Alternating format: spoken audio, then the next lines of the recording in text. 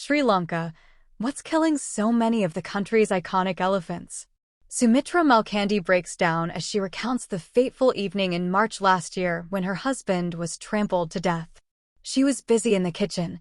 The couple lived in a farming village in central Sri Lanka, and her husband, Tilak Kumara, was just outside feeding their cows.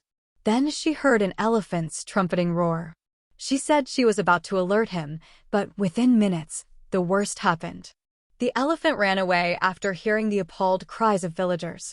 Ms. Malkandi, a 45-year-old mother of 3 young daughters, said her family is yet to recover from the shock. She worries it could happen again. Surrounded by coconut, mango, and banana trees, which elephants love to feast on, her house is nestled in a farm that is just a few hundred meters from a dense forest.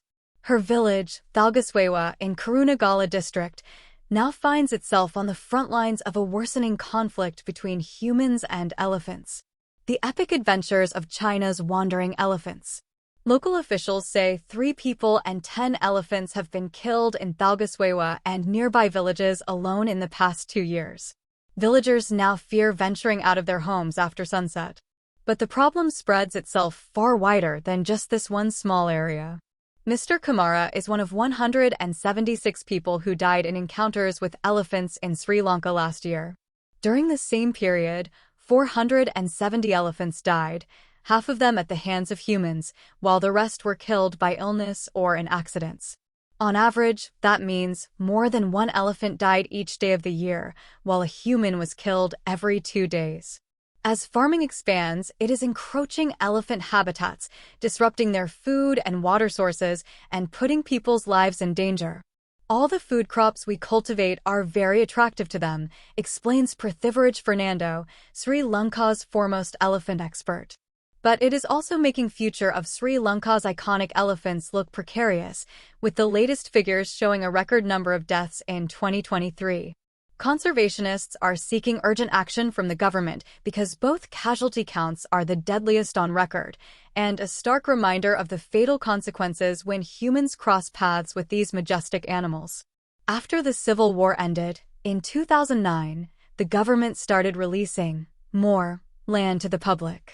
These were no-go areas during the war, said Chandima Fernando, an ecologist at the Sri Lanka Conservation Society. He says this has opened up more land for farming and settlements, bringing people into greater contact with elephants.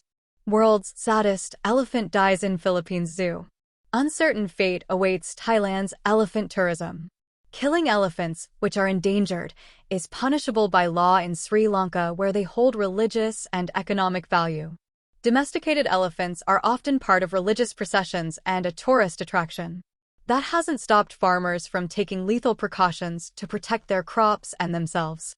While Sri Lanka allows electric fences to keep the animals away, the charge is just strong enough to stun them without causing serious injury.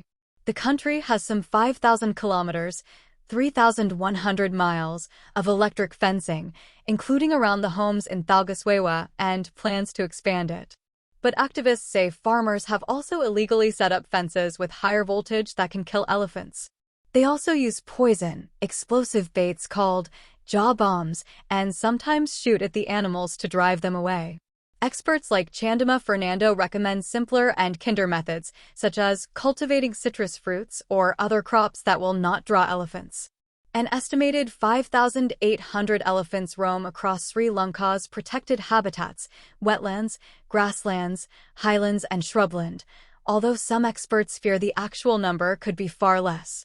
An elephant typically roams up to 48 kilometers a day and stays close to fresh water. They do not walk long distances unless they run out of food. But when that happens, due to drought, for instance, in protected areas, they are drawn to nearby farms. Is the worst over for Sri Lanka's economic crisis? The government itself has warned people about pushing elephants that wander out of protected areas back in, because shrinking forests cannot support too many elephants. Prithviraj Fernando was the head of an official committee set up in 2020 to draft a national action plan to lessen the impact of human-elephant conflict. The plan remained dormant the past few years as Sri Lanka went through an unprecedented economic crisis, but the sharp rise in elephant deaths has infused a sense of urgency. The country's elephant population has fallen almost 65% since the turn of the 19th century, according to the Worldwide Fund for Nature. A decade ago, Sri Lanka lost around 250 elephants a year. But the numbers have increased sharply in recent years, with the deaths now exceeding 400 for the second year in a row. If elephant deaths continue to rise at the current rate, up to 70% of Sri Lanka's elephants would be gone, Prithviraj Fernando said. What is also worrying experts is the large number of male elephants that are dying, putting the survival of the species at risk.